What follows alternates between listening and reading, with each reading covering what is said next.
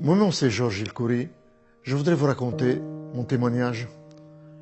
Je suis né d'une famille pauvre au Liban il y a 84 ans. C'est ça. J'ai 84 ans. Et tout ce que je voulais de la vie, je voulais être heureux. Comme chaque personne qui m'écoute.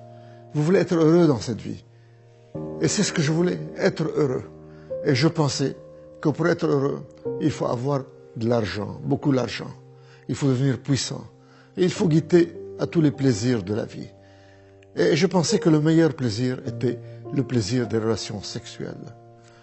Alors comme je m'étais marié jeune, au Liban, et j'ai eu quatre enfants, mais je tenais absolument à être heureux. Alors que faire? Vous savez qu'est-ce que j'ai fait? J'ai quitté mes enfants, j'ai abandonné mes 4 enfants, petits. J'ai quitté ma femme, j'ai quitté le Liban et j'ai divorcé. Je suis venu en Europe pour avoir beaucoup d'argent, devenir puissant et goûter à tous les plaisirs de la vie et surtout des relations sexuelles. Et j'ai eu tout ça. J'ai réussi à avoir tout ça. Je suis devenu très riche. J'ai eu beaucoup d'argent. Beaucoup d'argent. Et je suis devenu puissant. J'ai fondé 5 banques dans le monde. 5 banques. Et quant au plaisir des relations sexuelles, j'en ai eu autant que le roi Salomon. Des centaines de femmes, peut-être que j'ai même atteint le chiffre de 1000. Et j'ai essayé tout ça.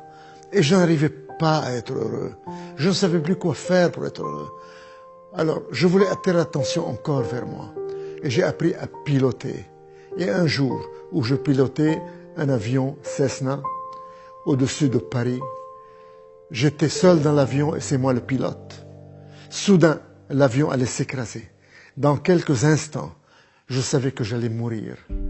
Que pense quelqu'un qui a tout dans la vie, qui a tout, l'argent, la puissance et les plaisirs, quand il va mourir, quand il est sur son lit de mort? Je sais, je l'ai essayé. C'est la peur de découvrir qu'est-ce qu'il y a après la mort, la peur de la mort. Mais l'avion a touché le sol, il s'est écrasé, il était en morceaux.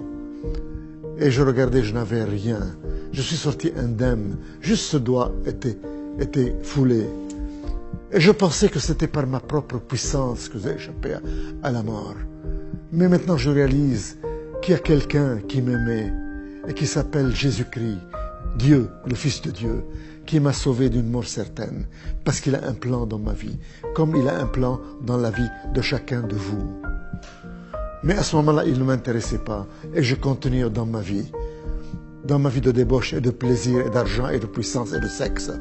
Mais je n'étais pas heureux, je n'arrivais pas à trouver le bonheur avec ces ingrédients.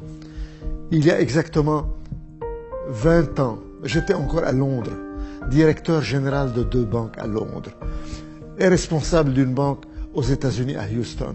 Ces 3 banques, je les ai fondées moi-même, de rien. C'est moi le fondateur.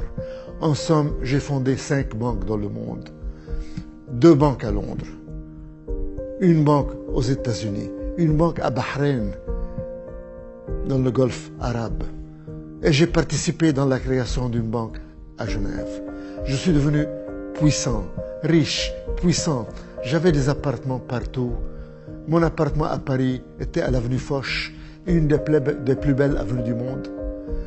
Mon appartement aux États-Unis était à New York, au Trump Plaza, un des plus beaux immeubles des États-Unis.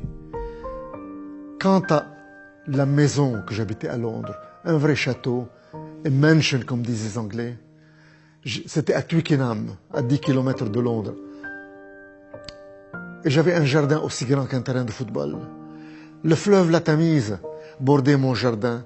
Donc dans mon jardin, je regardais les bateaux passer dans la Tamise. Et je pouvais ancrer un bateau au bord de mon jardin comme on gare sa voiture dans un garage. Voilà le genre de luxe que je vivais.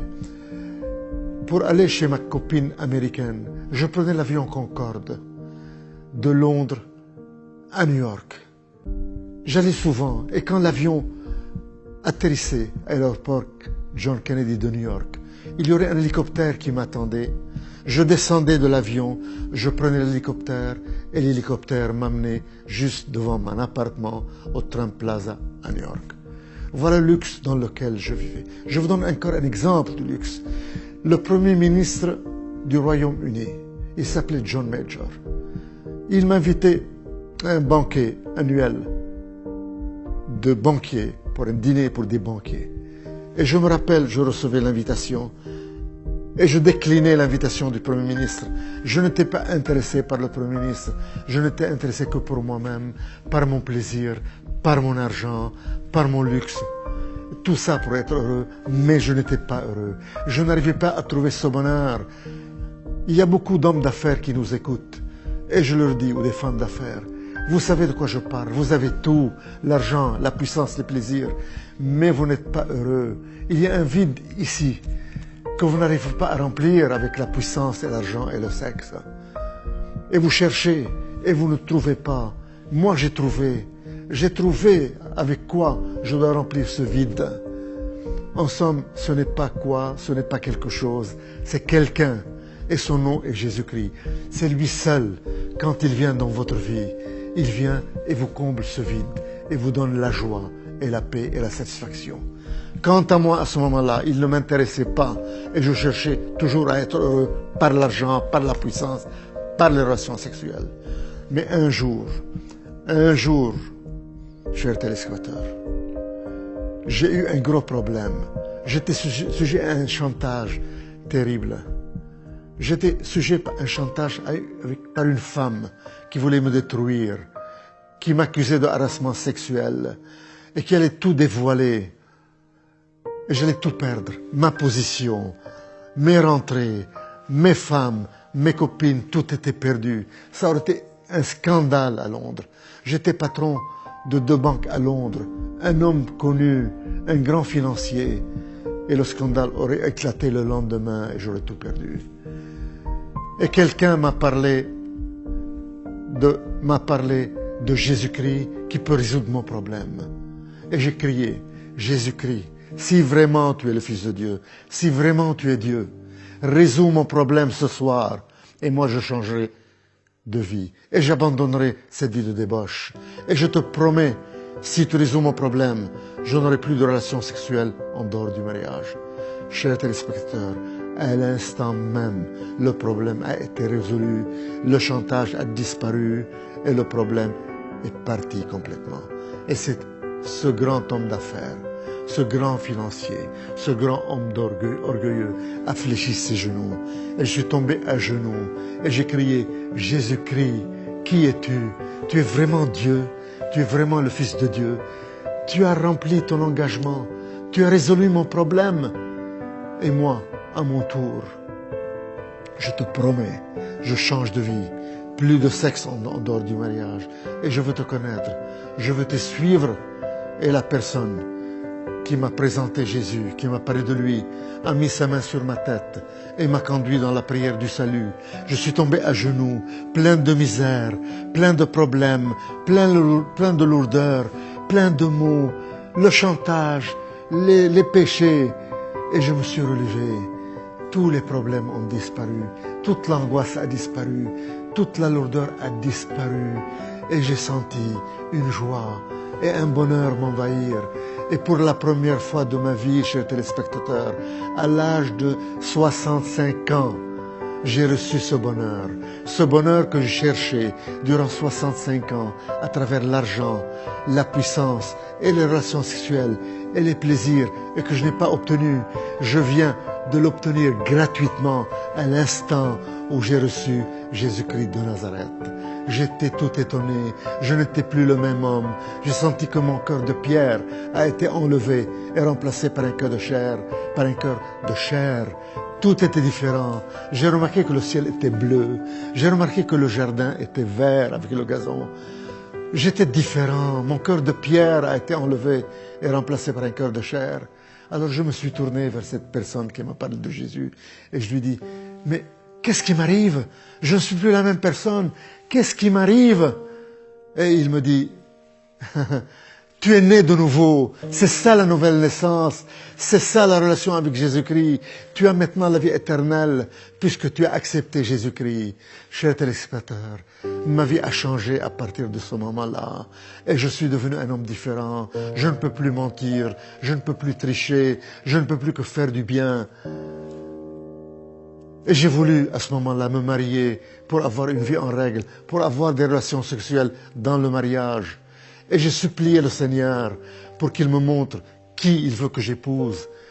Et je voulais que j'épouse une de mes anciennes amies. Mais dans un moment de désespoir où j'ai crié, Seigneur, il me faut une femme, trouve-moi une femme. Je lui ai dit, je vais ouvrir maintenant la Bible. Et montre-moi dans ta parole, dans la Bible, qui tu vas me donner comme épouse. Et j'ouvre la Bible. Et je tombe sur Malachie 2,14. Et je commence à lire. Vous dites pourquoi? Parce que le Seigneur a été témoin entre toi et la femme de ta jeunesse que tu as trahi. Et le Seigneur a été témoin de votre mariage. Et il ajoute, ne trahissez pas la femme de votre jeunesse, car moi, le Seigneur, le Dieu d'Israël, je hais les divorces.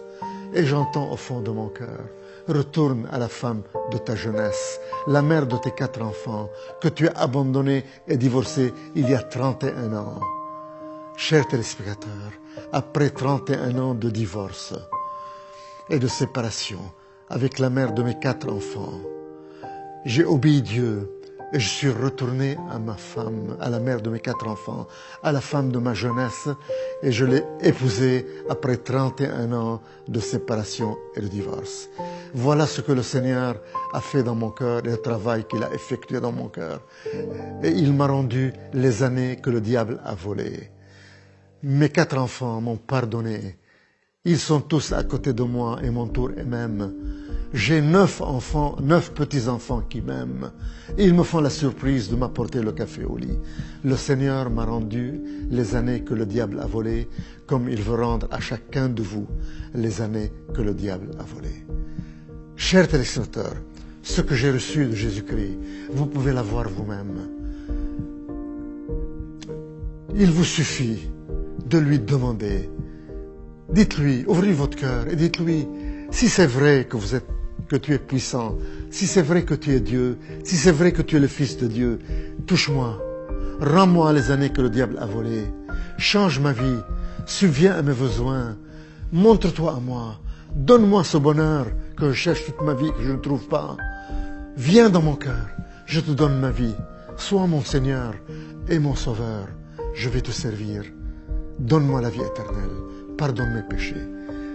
Mes frères et sœurs, si vous lui ouvrez votre cœur de cette façon et vous lui parlez ainsi, sachez qu'il vous a déjà touché et que votre vie ne sera jamais la même. Sachez que vous êtes né de nouveau, que votre passé a été pardonné et oublié et que vous commencez une nouvelle vie, un nouveau départ avec Jésus-Christ dans une vie de bonheur et de joie, et que vous allez hériter le royaume des cieux, et que vous êtes sauvés, et que vous n'allez plus mourir. Un jour, vous fermerez les yeux, mais vous ne mourrez plus, vous continuez à vivre. Immédiatement, vous passerez en présence de Jésus-Christ au ciel pour l'éternité. Gloire à toi, Seigneur. Seigneur, donne-leur ce que tu m'as donné. Seigneur, enlève le voile qui couvre leur visage. Montre-toi à eux et donne-leur le salut, Seigneur. Qu'ils te découvrent, Seigneur. Qu'ils te servent, Seigneur. Gloire à toi, Seigneur, Roi des rois et Seigneur des seigneurs. Je te donne la gloire d'avoir changé ma vie et de m'avoir rendu les années que le diable a volées, de m'avoir rendu tout ce que le diable m'a volé et de m'avoir donné cette joie et ce bonheur indescriptible. Tu m'as enlevé la peur de la mort, car je sais que je ne mourrai plus, mais que je vis déjà dans l'éternité avec toi, Roi des rois et Seigneur des seigneurs. Amen.